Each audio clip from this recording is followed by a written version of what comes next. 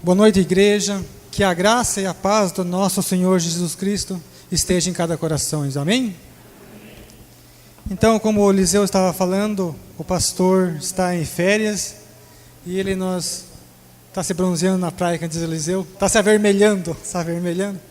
E ele nos pediu para trazer uma palavra, mas o pastor que tem a prática de pregar, a gente vai compartilhar um texto junto com nossos irmãos, tá bom? E estamos aqui para nós aprendermos junto o que Deus nos quer de nossas vidas, né?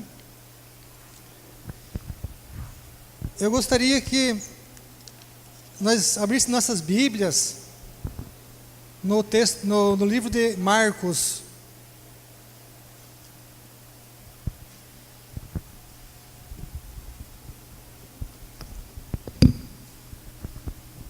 Só um pouquinho me ajeitar, que sou meio desajeitado aqui, né?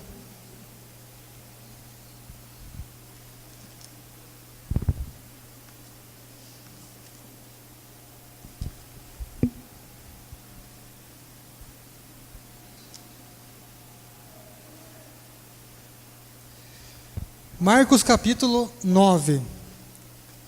Nós vamos entender um pouco o que acontece quando nós misturamos a nossa fé com o possível de Deus. Marcos 9, do 14 ao 29. É uma passagem que bem já conhecida de muitos nossos irmãos, mas Deus me falou, nós ainda vamos passar mais uma vez juntamente com nossos irmãos. Marcos 9, 14 ao 29, diz assim: Quando chegaram aonde estavam os discípulos, viram ao redor deles uma grande multidão, e alguns escribas a discutia com eles. E logo toda a multidão, vendo a Jesus, ficou grandemente surpreendida, e correndo todos para ele o saudavam. Perguntou ele aos escribas, Jesus perguntando aos escribas: que é que discute com ele, com os discípulos? Respondeu-lhe um dentre a multidão: Mestre, eu trouxe meu filho que tem um espírito mudo, e este onde quer que o ponha,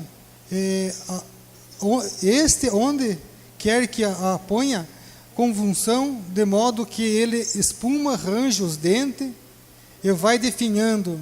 E eu pedi aos teus discípulos que impusesse as mãos, e não puderam.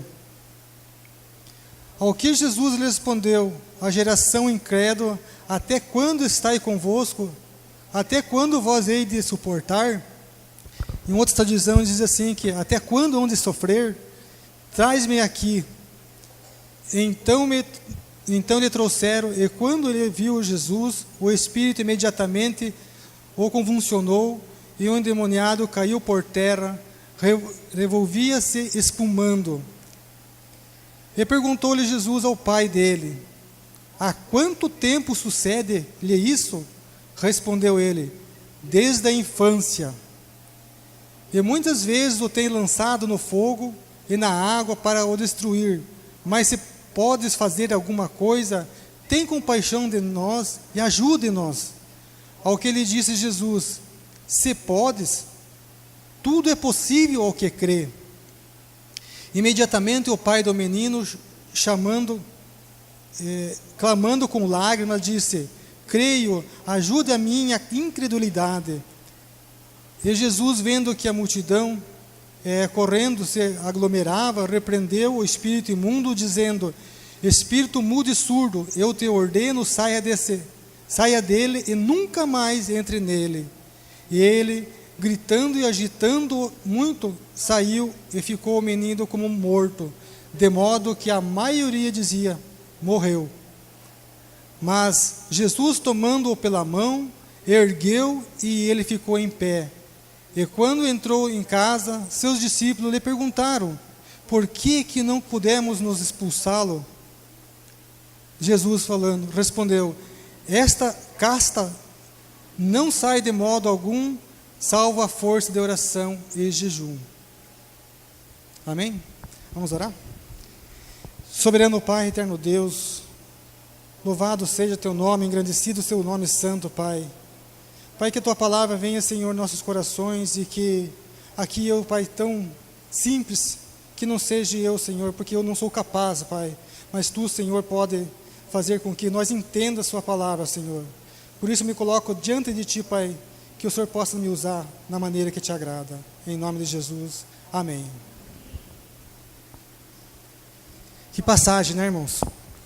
Se nós vermos assim, essa passagem é um pai desesperado, como tantos pais que ainda existem no dia de hoje, né? Um pai que ele andava com um sofrimento, como ele diz ali, com seu filho desde a infância, e muitas vezes a infância talvez é bebezinho, enfim, bem lá atrás. Então, enfim, ele vivia com aquela situação que incomodava, e ele sempre queria que aquela situação se tornasse uma realidade na vida dele, que o seu filho fosse sarado. Mas se nós olharmos aqui, sabe, como as coisas andam dessa maneira que não é como Deus quer. Se nós olhar no versículo 14, quando chegando, como diz ali, chegando aonde estavam os discípulos, viram ao redor deles uma grande multidão, e alguns escribas discutiam. Certamente eles estavam discutindo com os discípulos ali, provavelmente se isso pode, se não pode, se tem que ser por aqui, mas aqui não é assim, sabe? Então uma discussão que não levou a lugar nenhum, provavelmente, porque nós vimos ali no texto que os discípulos não tiveram êxito sobre essa situação dessa criança. A gente nota que os escribas, eles tinham muito eles não estavam ainda entendendo a maneira que Jesus estava querendo fazer a obra verdadeira dele. Obrigado. Então eles ficavam discutindo, enquanto discutiam coisas que não levavam a lugar nenhum, que muitas vezes hoje, dentro das nossas igrejas, fica se discutindo também, que isso pode, isso não pode, tem que ser assim, tem que ser assado, é você que faz, ou o fulano que faz, e muitas vezes a obra do Senhor não consegue ser concluída da maneira que Deus se agrada. E ali a gente vê que mais ou menos aconteceu nessa posição. Estava discutindo, certamente até vezes barrando os discípulos que queriam fazer a obra nesse menino, né? E quando Jesus chega, vocês podem notar que no versículo ali, quando Jesus chega, Jesus não vai tirar satisfação da discussão deles. Ele não vai se importar com o que eles estavam discutindo. Ele perguntou: o que eles estão discutindo? Daí um lá falou assim, lá no meio da multidão, versículo 17, respondeu lá no meio da multidão: mestre, eu trouxe meu filho que tem um espírito mudo, e este, onde quer que o ponha, convulsiona-o, e de modo que ele espuma, range os dentes e vai definhando. E eu pedi para teus discípulos que eu expulsasse, e não puderam.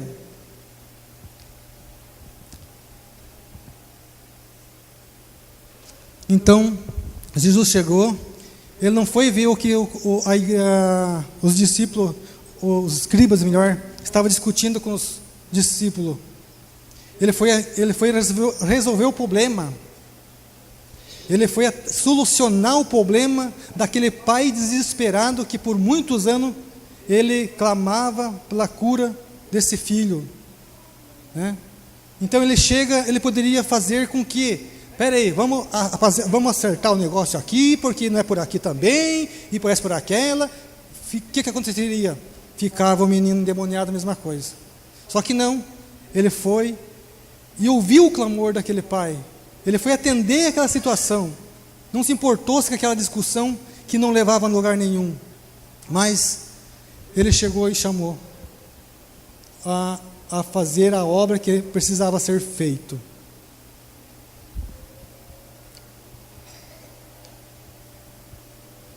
E esse problema não era um problema que aconteceu um dia, 2 atrás, não era um problema que aconteceu 1 ano atrás.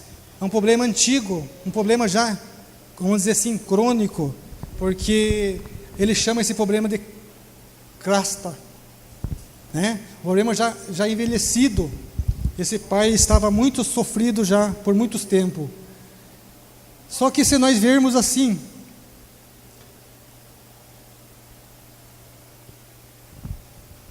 no versículo 25 e 28, vamos fazer uma passadinha ali.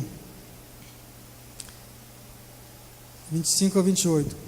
E Jesus vendo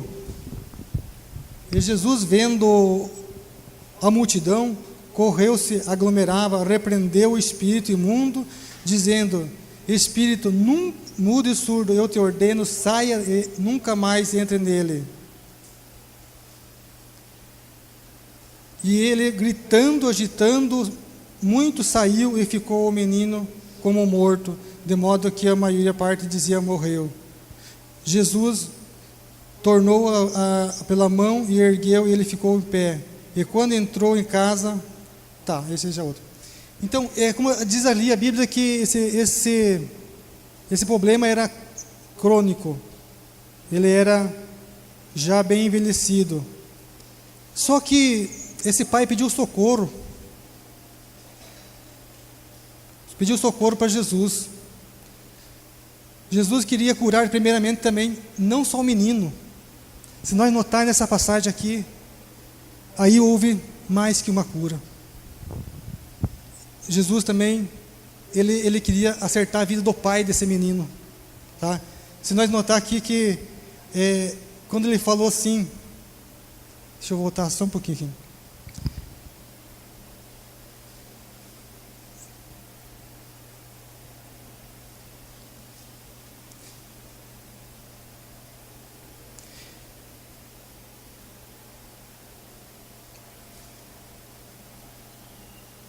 É assim mesmo, irmãos. A gente fica um pouquinho nervoso, mas Deus vai nos capacitando aí. Quando Jesus perguntou há quanto tempo, ele falou desde a infância, né? Daí ele falou assim: imediatamente o menino, lágrimas. No versículo 24 diz assim: imediatamente o pai do menino, clamando com lágrimas, disse: creio, ajuda a minha incredulidade. A minha incredulidade. Então aqui nós podemos notar que o pai também, ele cria em Jesus, só que faltava ter aquela fé, aquela convicção. Então Jesus, quando Jesus ele faz a obra, ele faz completa. Na verdade, aqui nesse texto a gente não vê só a cura do menino, mas também do pai que estava incrédulo, que não conseguia acreditar. Ele cria, mas não tinha aquela fé suficiente para ele mesmo pedir a Deus que curasse o filho. Só que quando ele exclamou a Jesus que curasse a incredulidade, Jesus também queria tratar essa vida. Porque vamos imaginar assim, irmãos,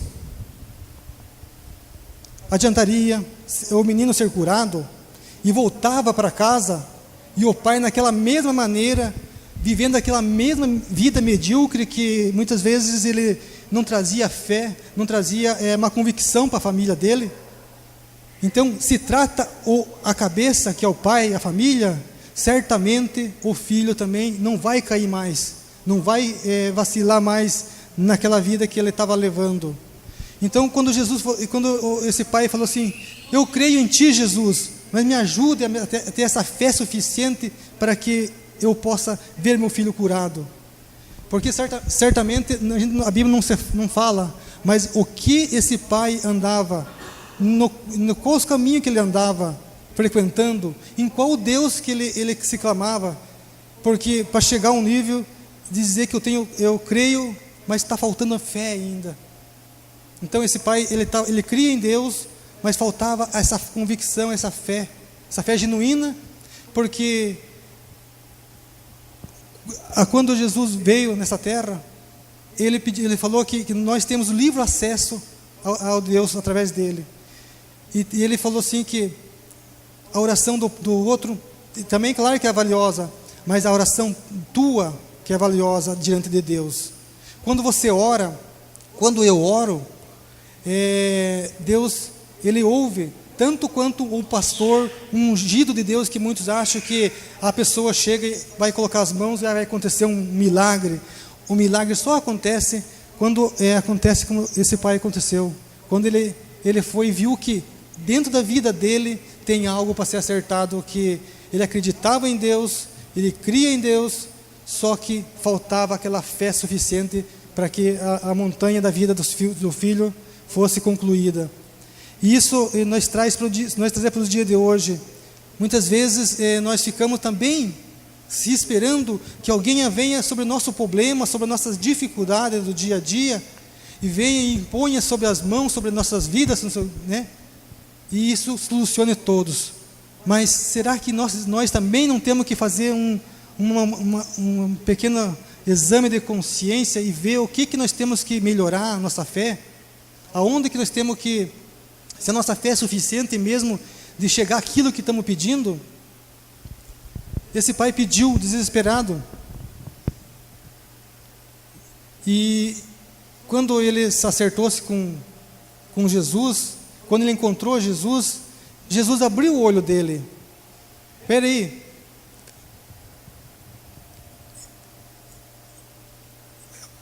Você tem que acreditar, você tem que ter mais fé, e isso vai acontecer. Mas ele se humilhou-se na frente de Jesus. Jesus, me ajude na minha fraqueza, na minha incredulidade, ajude porque eu não estou conseguindo, eu não consegui ver a solução desse problema, mas eu sei que está em Ti.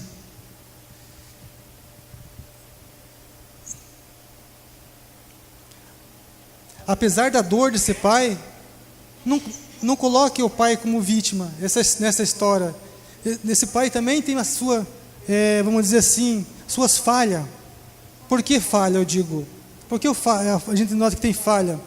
Porque esse pai, ele vivia praticamente na igreja, ele era um frequentador, ele ouviu falar de Jesus, só que faltou algum ajuste na vida dele, faltou ele chegar, talvez deixar algum costume, algum exero que vinha frequentando, para que a fé também pudesse aumentar. Talvez, como a Bíblia diz ali, não orava pouco, jejuava pouco, né? E jejum e oração e um suco não faz mal a ninguém, né? Então ele penso eu que ele frequentava, ele fazia o que achava que estava certo, mas aquela fé não estava acontecendo de vida na vida dele. Quando ele de fato encontrou Jesus, que não foi atrás de solucionar a discussão, mas assim ele viu que Jesus foi para resolver o problema, ele viu que ali estava a solução, que é Jesus, né?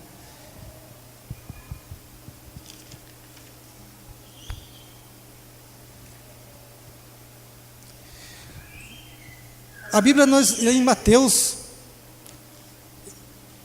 o que a Bíblia diz? Vamos imaginar assim, vamos voltar um pouquinho na história do pai. Se ele curasse o filho, mas não curasse o pai, o que poderia acontecer se ele acontecesse isso? Vamos ver aqui Mateus 12:43.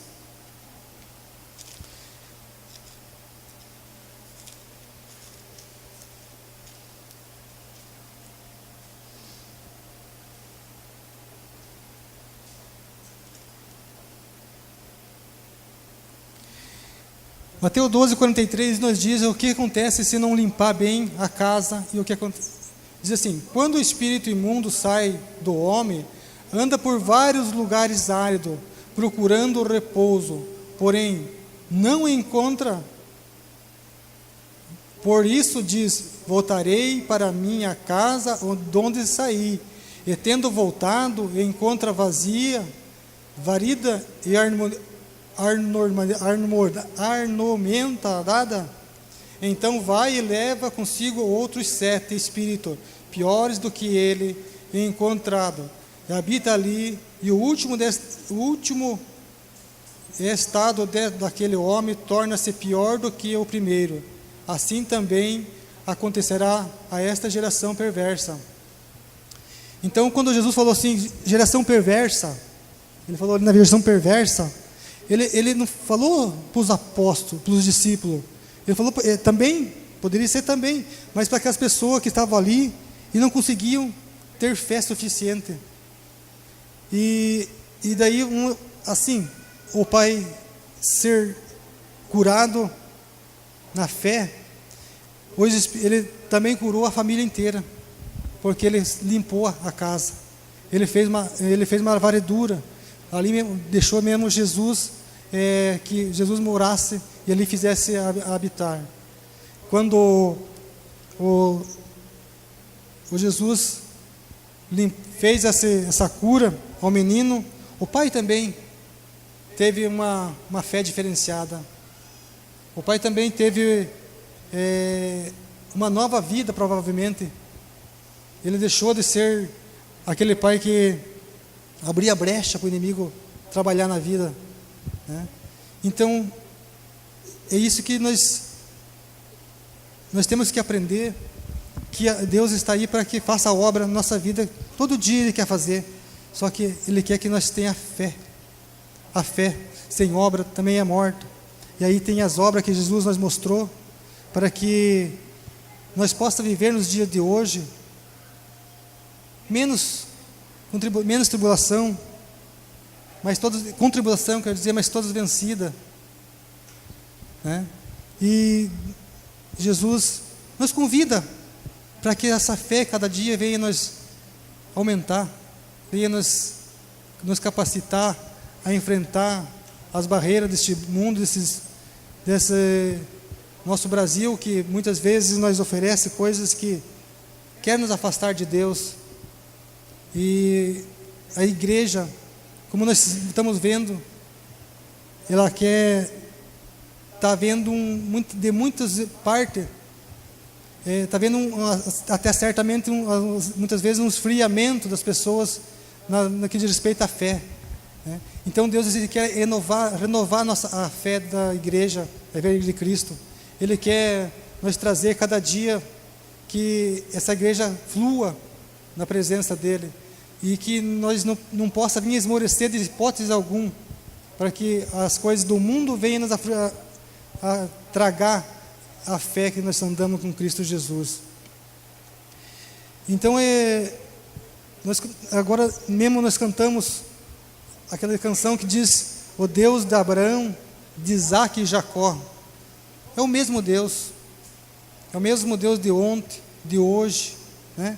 É o mesmo Deus que curou esse menino, curou outras passagens bíblicas, tantas curas que ele fez, tantos milagres ele fez, só que a fé é daquele que precisa do milagre. Então nós temos que ter fé. Ele nos convida para nós ter fé. E esse Deus que é o mesmo de ontem e de hoje, Ele quer que a igreja dele não se esmoreça. Ele quer que o povo dele se una. Ele quer que ele deixar todo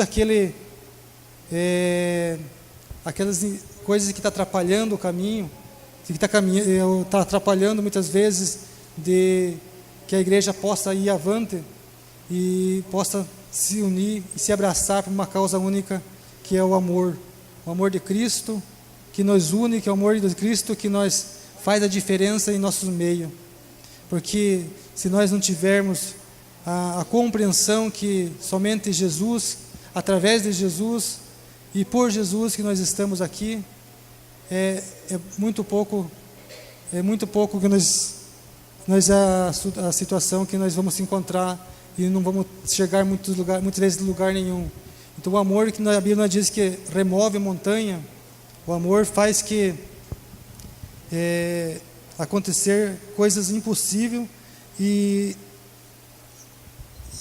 por isso que nós estamos se unindo cada dia para nós viver esse amor de Cristo, né?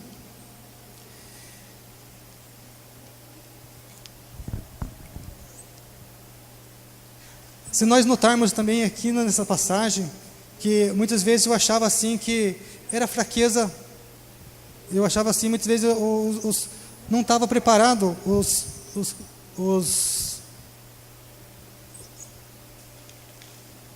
apóstolos de Cristo. Muitas vezes eu achava assim, os discípulos de Jesus, mas por que não conseguiram expulsar esse demônio? Até eles perguntaram para Jesus no versículo 29, né?